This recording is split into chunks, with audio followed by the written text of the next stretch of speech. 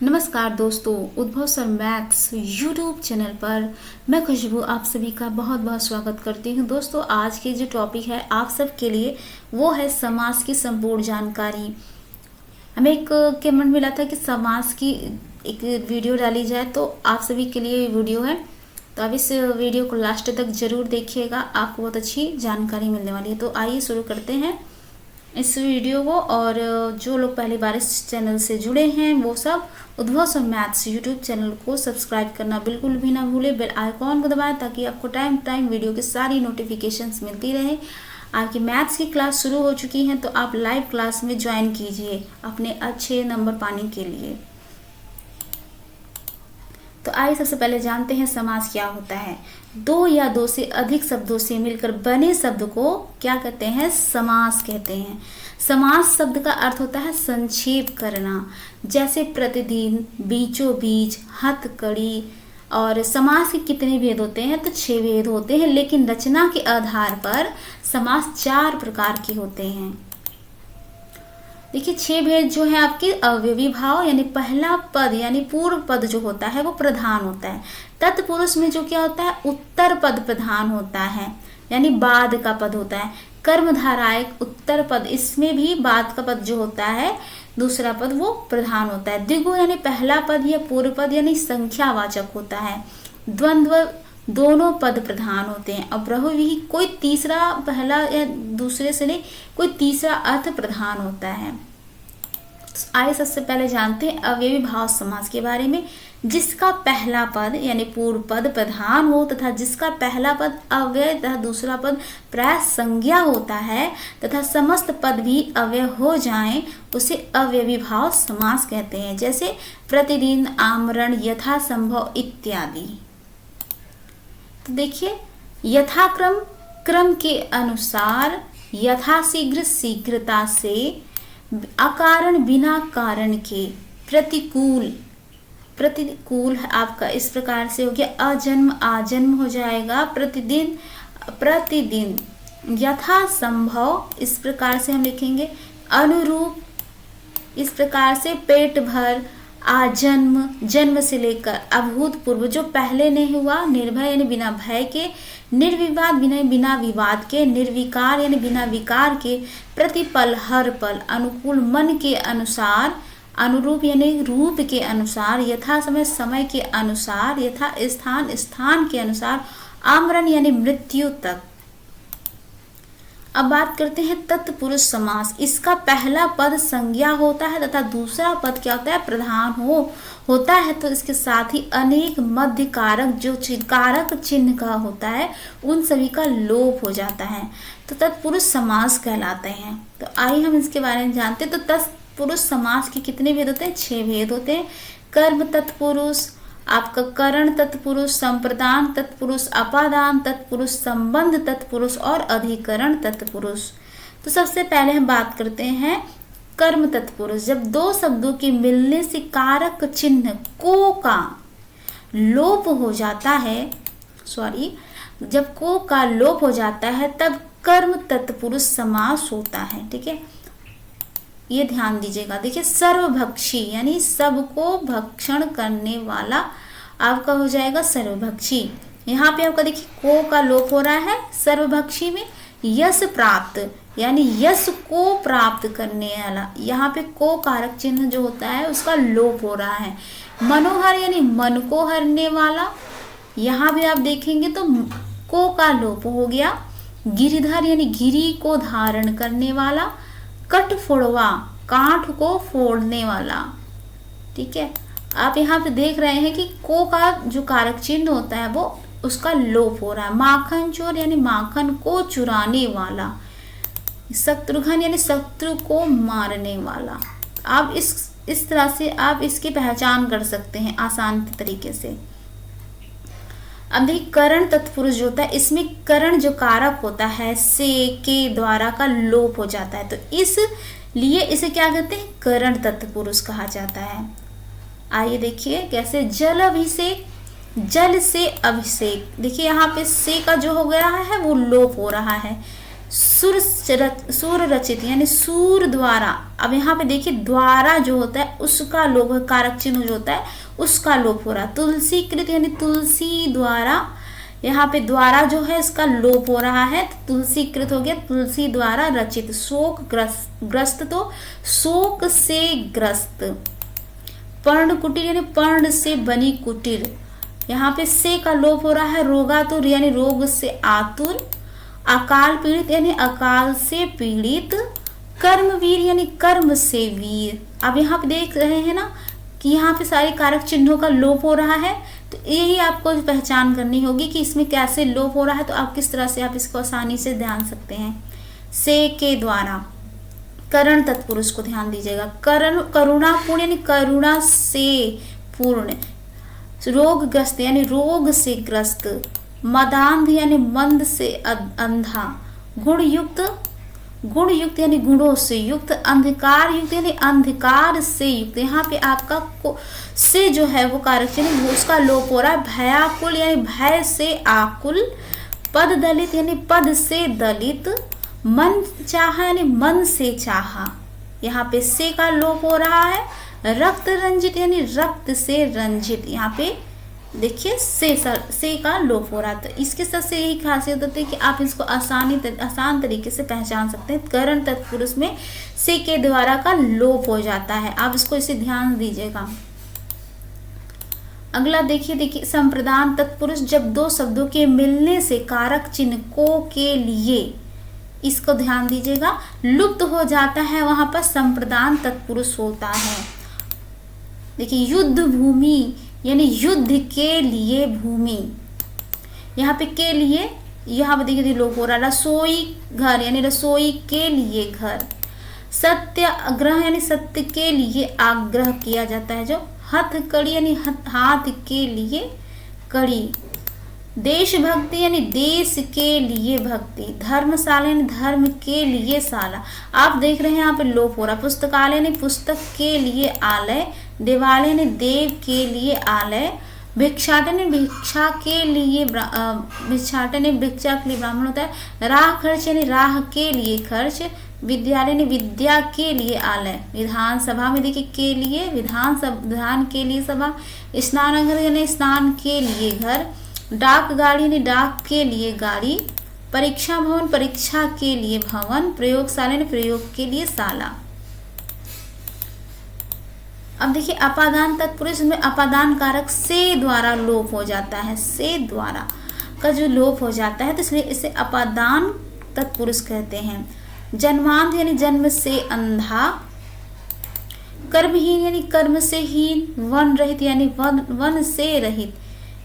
अलगाव जिसमें आप कह सकते हैं अपादान जो होता है उसका सबसे महत्वपूर्ण यही होता है कि उसमें अलगाव की स्थिति पैदा हो जाती है। अन्नहीन यानी देखिए अन्न से हीन, यहाँ पे अलगाव हो रहा। जाति भ्रष्ट यानी जाति से भ्रष्ट। नेत्रहीन यानी नेत्र से हीन। देश से निकाला यानी देश से निकाला, यहाँ से भी देखिए अलगाव हो रहा है ना। तो ये आपकी सबसे बड़ी पॉइंट होती है कि यहाँ पे इसको ध्यान देने योग्य बातें हैं। जलहीन यानी जल से हीन।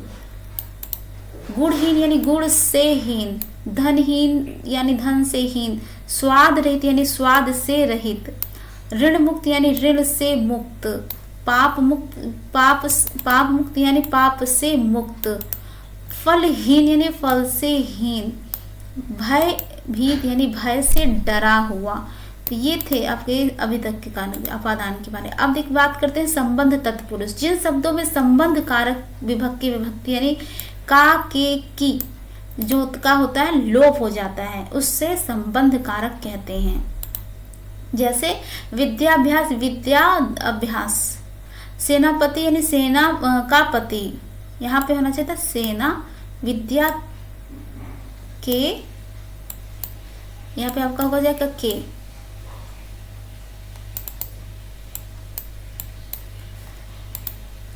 यहाँ देखिए का के की है ना, तो आपको इसको इसी को ध्यान देना है।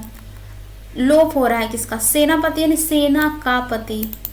कन्यादान यानी कन्या का दान। गंगा जल यानी गंगा का जल। अब यहाँ देख रहे हैं कि सब इस का कारक जो चिन्ह है उसका लोप हो रहा है। गोपाल, गो का पालक, ठीक। राजाज्ञा यानी राजा की आज्ञा। अब यहाँ पे देखिए की का आया ना, तो इस तरह से आप पहचान कर सकते हैं। जलयान यानी जल का यान। छात्रावास यानी छात्रा का वास होना चाहिए था। चरित्र ही यानी चरित्र से। अब यहाँ पे देखिए से जो कारक चिन्ह है इसका लोप हो रहा है। कार्यकर्ता यानी कार्य का कर्ता। और गृह स्वामी यानी गृह का स्वामी। राजकुमार यानी राजा का कुमार। और पराधीन है पर के अधीन। अधिकरण तत्पुरुष में इसमें अधिकरण कारक की विभक्ति में पर जो होता है का लोप हो जाता है, तो उसे अधिकरण तत्पुरुष कहते हैं। रणधीर यानी रण में धीर। देखिए यहाँ पे में है ना, इसी पे लोप हो जाएगा। क्षण भंगुर यानी क्षण में भंगुर। पुरुषोत्तम यानी पुरुषों में उत्तम। आप बीती यानी आप पर। आप यहाँ पे देखिए पर का जो है उसका लोप हो रहा है। लोकप्रिय यानी लोक में प्रिय। कवि श्रेष्ठ यानी कवियों में श्रेष्ठ। कला श्रेष्ठ यानी कला में श्रेष्ठ। तो आप इन्हीं उदाहरणों से आप समझ सकते हैं कि इन्हें कैसे पहचाना जा सकता है। कर्मधाराय समास की बात करें, जिस तत्पुरुष समाज के समस्त पद समान रूप से प्रधान हो तथा विशेष जो होता है विशेष विशेषण भाव को प्राप्त होते हैं, उन्हें लिंग वचन भी समान हो, वहां कर्मधाराय समास होता है। देखिए अधमरा आधा है जो मरा। महादेव महान है जो देव। प्राण प्रिय यानी प्राणों से प्रिय। मृग नयन यानी मृग के समान नयन। विद्या रत्न यानी विद्या ही रत्न है। नरसिंह यानी नर सिंह के समान। कनकलता यानी कनक की सी लता। नीलकमल यानी नीला कमल। महात्मा है जो महान है जो आत्मा। महावीर जो महान है जो वीर। परमानंद यानी परम है जो आनंद। चंद्र बदन यानी चंद्र के समान मुख। श्याम सुंदर यानी श्याम जो सुंदर है। क्रोधाग्नि यानी क्रोध रूपी अग्नि। नीलकंठ यानी नीला है जो कंठ। महापुरुष यानी महान है जो पुरुष। महाकाव्य यानी महान काव्य। दुर्जन यानी दुष्ट है जो जन। चरण कमल यानी चरण के समान कमल। अब हम चर्चा करेंगे द्विगु समास। जिस समस्त पद का पहला पद यानी पूर्व पद यानी संख्यावाचक विशेषण हो वह द्विगु समास कहलाता है। आइए इसके बारे में जानते हैं। देखिए कह रहा है पहला पद क्या हो आपका संख्यावाचक, इसको यह महत्वपूर्ण है। और आपका जो कर्मधाराय होता है, जिस समस्त पद का आपको मैंने बताया था ना, फिर से ध्यान दे दीजिएगा। कर्मधाराय में आपको जिस समस्त पद का उत्तर पद प्रधान होता है, इसमें उत्तर पद ही प्रधान होता है। और पूर्व पद व उत्तर पद में उपमान उपमेय अथवा विशेषण जो होते हैं, विशेष संबंध होते हैं, कर्मधाराय का समास कहलाते हैं। अब बात करते द्विगु समास की कर रहे थे, तो देखिए जिस समस्त पद का पहला पद यानी पूर्व पद संख्यावाचक हो तो उसको हम क्या कहते हैं। देखिए नवरात्रि यानी नवरात्रि यानी नवरात्रियों का समूह। सप्त ऋषि, देखिए पहला पद इसमें क्या आ रहा है संख्यावाचक आ रहा है। 7 ऋषियों का समूह। पंचमणि यानी देखिए पंच यहाँ पहला पद क्या आ रहा है संख्यावाचक आ रहा है। 5 मणियों का समूह। 3 नेत्र यानी 3 नेत्रों का समाहार। अष्ट धातु, तो आप इससे से आप पकड़ सकते हैं कि कैसे ये आपका द्विगु समास कैसे होता है संख्यावाचक से। पंचमेवा, पंच यानी मेवा यानी 5 फलों का समाहार। त्रिकोण यानी तीनों कोणों का समाहार। सप्ताह यानी 7 दिनों का समूह। दोपहर यानी दोपहर का समूह। सप्त सिंधु यानी 7 सिंधुओं का समूह। चौराहा यानी 4 राहों का समूह। त्रिलोक यानी 3 लोकों का समाहार। त्रिभुवन क्या हो गया 3 भवनों का समाहार। नवग्रह क्या हो गया 9 ग्रहों का समाहार। तिमाही जो होता है 3 माह का समाहार। और चतुर्वेद जो होता है 4 वेदों का समाहार। अब हम चर्चा करेंगे द्वंद्व समास के बारे में। जिस समस्त पदों के दोनों पद प्रधान होते हैं, इसमें ध्यान दीजिएगा, दोनों पद प्रधान होते हैं तथा विग्रह करने पर और अथवा या एवं लगता हो, वह क्या कहलाएगा, वो आपका द्वंद्व समास कहलाता है। दोनों पदों के बीच एक जो बीच प्रायोजक जो योजक चिन्ह होता है उसका प्रयोग हो। देखिए यहाँ पे योजक चिन्ह है ना, देश विदेश, देश और विदेश, सुख दुख यानी सुख और दुख, पाप पुण्य, पाप और पुण्य, अपना पराया, अपना और पराया, नर नारी तो यानी नर और नारी, राजा प्रजा ने राजा और प्रजा। तो इस तरह से आप इसकी पहचान कर सकते हैं बिल्कुल आसानी से। छल कपट यानी छल और कपट, ठंडा गरम, ठंडा या गरम, देखिए या आ गया, राधा कृष्ण, राधा और कृष्ण, अन्न जल यानी अन्न और जल, नदी नाले, नदी और नाले, धन दौलत, धन और दौलत, मार पीट यानी मार और पीठ, आग पानी, आग और पानी, गुण दोष यानी गुण और दोष, पाप पुण्य यानी पाप या पुण्य, ऊंच नीच यानी ऊंच या नीच, आगे पीछे, आगे और पीछे। इस तरह से आप किसकी पहचान कर सकते हैं? आप द्वंद्व समास की पहचान कर सकते हैं। दोनों पद प्रधान होते हैं, ये आप कई बार इस एग्जाम्स में पूछ लेता है कि बताइए कि किस समास के दोनों पद प्रधान होते हैं। तो आप इस प्रकार से आप जान सकते हैं कि दोनों पद प्रधान किसके होते हैं? द्वंद्व समास के। और अथवा या एवं लगता हो वहाँ द्वंद्व तो वहाँ द्वंद्व समास हो जाता है। अब बहुव्रीहि की बात करें तो जिस समस्त पद में कोई भी पद प्रधान न होता है, ना पहला होता है ना अंतिम पद होता है, उसको क्या कहते हैं? दोनों पद मिल जाकर किसी तीसरे पद की ओर संकेत करते हैं, मतलब नया बना देते हैं, उसमें बहुव्रीहि समास होता है। जैसे नीलकंठ है, नीला है कंठ जिसका, तो आप इसका अर्थात क्या होता है? शिव। इस समास के पदों में कोई भी पद प्रधान नहीं है, बल्कि पूरा पद किसी अन्य पद का विशेषण बता रहा है। देखिए नीला है कंठ, किसको कहते हैं आप? शिव जी को कहते हैं ना। तो नीला है कंठ जिसका अर्थात शिव है, यानी तीसरे पद की ओर संकेत कर रहा है। आइए देखिए मृत्युंजय यानी मृत्यु को जीतने वाला, अर्थात शंकर जी को बोलते हैं। घनश्याम, घन के समान है जो, किनके लिए है? श्री कृष्ण के लिए है। दशानन, दस है आनन जिसके अर्थात क्या हो गया आपका? रावण को कहते हैं। नीला अंबर, नीलांबर जिसको बोलते हैं, नीला है जिसका अंबर, श्री कृष्ण जी को। त्रिलोचन, अब आप यहाँ देखेंगे त्रिलोचन और आपका वहां पे क्या आया था? आपका आया था द्विगु समास जो आया था, जिसमें हमने बात की थी। तो इसे बहुत ध्यान देगा, देखिए नया अर्थ निकल रहा है। तीन है लोचन जिसके अर्थात शिव के बारे में बात कर रहे हैं। वहां पे आपको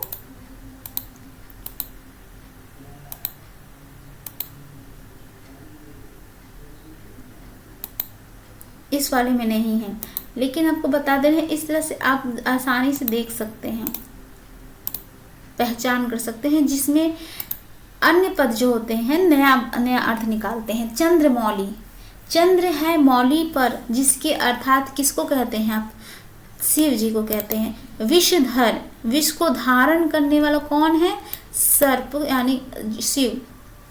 प्रधानमंत्री, मंत्रियों में जो प्रधान हो अर्थात प्रधानमंत्री। तीसरा अर्थ की ओर संकेत कर रहा है। चतुरानन, चार है आनंद जिसके अर्थात ब्रह्मा जी। चक्रपाणी, चक्र है पाणी में जिसके अर्थात विष्णु जी की ओर संकेत कर रहा है। चतुर्भुज यानी चार है भुजाएं जिसकी, तो विष्णु जी को। पंकज यानी पंख में जो पैदा हुआ हो उसे क्या कहते हैं? कमल कहते हैं। वीणा पाणी, वीणा है कर में जिसके अर्थात सरस्वती जी। लंबोदर, लंबा है उदर, लंबा है उदर जिसका अर्थात किसको कहते हैं? गणेश जी को। गिरिधर यानी गिरी को धारण करता है जो कृष्ण जी। पीताम्बर है, पीत है अंबर जिसका अर्थात कृष्ण जी। निशाचर है, निशा में विचरण करने वाले अर्थात राक्षस को कहा जाता है। तो ये सब जो हो गया आपका बहुव्रीहि जो समास है, वो उसमें आपको नए तीसरे पद की ओर संकेत करते हुए बता रहे हैं। तो आप समझ सकते हैं इस तरह से कि हम इन्हें किस तरह से पहचान कर सकते हैं। तो दोस्तों ये थे आज के हमारे समास पर एक छोटी सी वीडियो। आप सभी कैसे लगी जरूर बताइएगा। उद्भव सर मैथ्स यूट्यूब चैनल को सब्सक्राइब करना बिल्कुल भी ना भूलिएगा। बेल आइकॉन को दबाइएगा, लाइक शेयर एंड कमेंट करिएगा। Thanks for watching. जय हिंद, जय भारत।